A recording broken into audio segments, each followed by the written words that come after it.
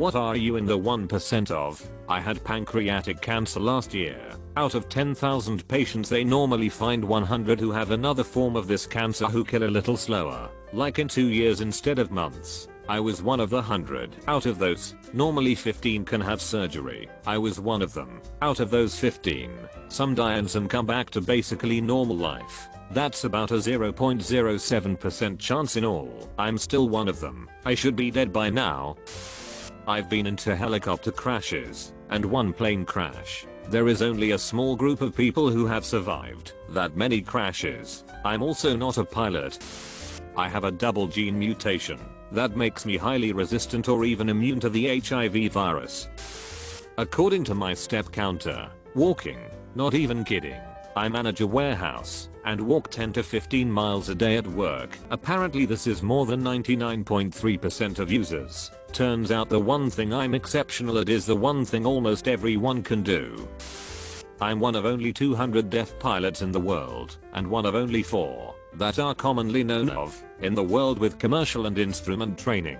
I'm also one of the only deaf people who hold both a pilot's license and a commercial driver's license. Eyesight. I have 20/10 vision. Turns out only about 1% of people have better than normal 20/20 vision. What is it like to have 20/10 vision? Ted Williams, OF baseball player and WW2 pilot, told a story about his 20/10 vision. He was landing with his team, and as a plane was circling the runway, he turned to a fellow player and says, "I know that man in the yellow hat." The other player could barely make it the person in question, and said there was no way Ted could see a face from this far away. They get off the plane, and Ted walks up to the man in the yellow hat and shakes his hand. I have a brown eye and a blue one. Long time ago, when the Wii was the newest console, there was a free downloadable game there, which was Crystal Defenders, a tower defense game inspired by Final Fantasy. Once you finished the campaign, you could compete in the high score for some of the last level. I placed as high as #17 worldwide, and no other Canadian was above me. Still proud of that one. Lol. I played the game for about a year. From what I remember, the high score were reset every month. I regularly placed at around #25, and I distinctly remember that the top 10 was 90% Japanese and the occasional Americans. I kinda want to get back into it now lol. I can make my eyes shake, voluntary nystagmus, and I can wiggle my ears. It was a lot more impressive when I was 7.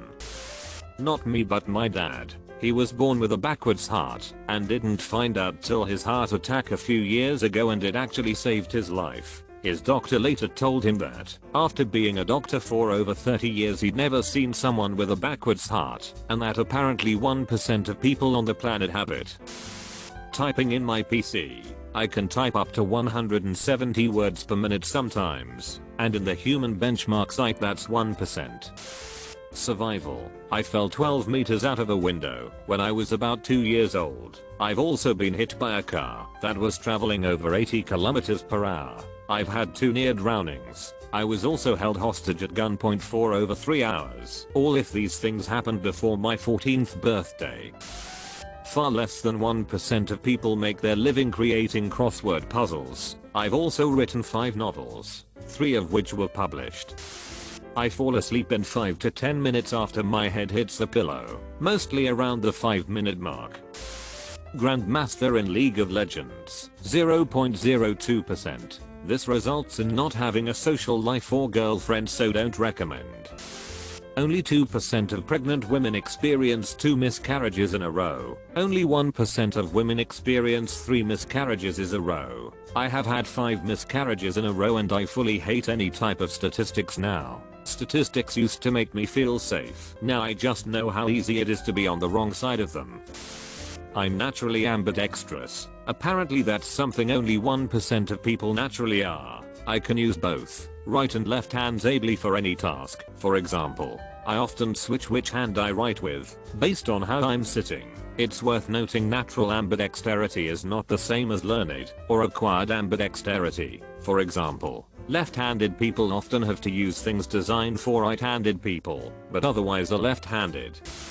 Tenor voices. I'm a professional opera singer and have also performed in a rock band, a state champion collegiate a cappella group, Have been on international television as a soloist. Was paid to sing High Mass at St. Peter's Basilica in the Vatican in front of the cardinals. And was just on stage with Sir Mix-a-Lot. I have A blood type. Less than 1% of the world's population have it. I'm sure I'm in the 1% of wedding attendance. I started as a wedding DJ when I was 18. For several years, I was doing 40 to 50 weddings a year. I ended up doing DJ, photo, and video at my business in Vegas. For several years, I was a part of at least 250 weddings a year. Sometimes 2 to 3 a day. My record was 7 ceremonies in one day. The 11th of November 11. I retired from weddings at 44 years old. So 26 years in total. I estimate I have been/worked at well over 2,000 wedding ceremonies. Probably closer to 2,500 to 2,600. Interestingly, I've only been a participant in 2 weddings. Mine as the groom and my best friend as best man. Infertile people. The people who can't have children after a year of trying. For whom no treatment works. Have no diagnosis to explain why, and end up the 1% of the 1%, and move on to surrogacy or gestational carrier. I fell off a 100-foot cliff, and landed headfirst on rocks, broke my neck and back, smashed up a lot of my body, had to travel about a mile, to find help immediately after the fall. Doctors said I caused more damage by trying to walk for help, but would have bled out if I stayed where I fell. 15 months later, I'm powerlifting and ran a half marathon. Should not be alive, much less be able to walk. And if you're wondering how I did it, camping on a mountain. Found a spot to lay down and observe the stars. Had to pee. Stepped into woods. Lost my footing. Geronimo. Injuries. Head was scalped. Huge piece of flesh was just hanging off my head. Must have been a sight to the folks whose door I knocked on in the middle of the night for help. Neck was broken and had to wear an immobilizing neck brace for many months 24/7. As they were concerned surgery may cause more damage. Initially I had a loss of sensation in my hands. Multiple vertebrae were broken. One had broken into over a dozen pieces. The neurosurgeon figures that impact my body folded in half, causing that one to essentially explode. I had to have spinal fusion and relearn how to walk after. Multiple ribs broken.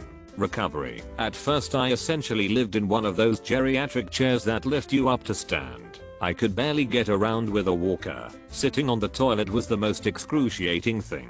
At some point it turned into laxative use, and stand in the shower. I couldn't bend or care for myself much in any way. Some of my friends think that being a Marine made me tough enough to survive this, but I credit an inherent stubbornness to never give up. I constantly pushed through the pain to get myself to the next level. From walker to cane to walking sticks. The neurosurgeon told me the best thing I could do for physical therapy was walk. So boy did I. At first I could barely make it to the end of the block and back, then a quarter mile, then on and on. Every hard effort day required a day or two of sitting in the chair and suffering through the pain. Got off meds the moment that I could stand to. 5 months after the accident I got on a treadmill and tried to run.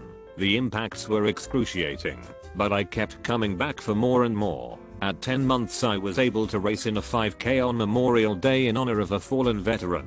I raced my heart out and was able to run it in less than 30 minutes. I immediately began half marathon training and at 14 months was able to finish at about 2 hours and 40 minutes. Started back to lifting serious weights at about 11 months and here I am in month 16 about to become a member of the 1,000 pound club. Bench press, deadlift, and squat all totaling 1,000 pounds. I still deal with pain regularly and I have a lot of discomfort that makes sleep challenging. I've still got a couple of months until the bones reached 100% of their healing potential. It's been quite a journey. Never give up my friends.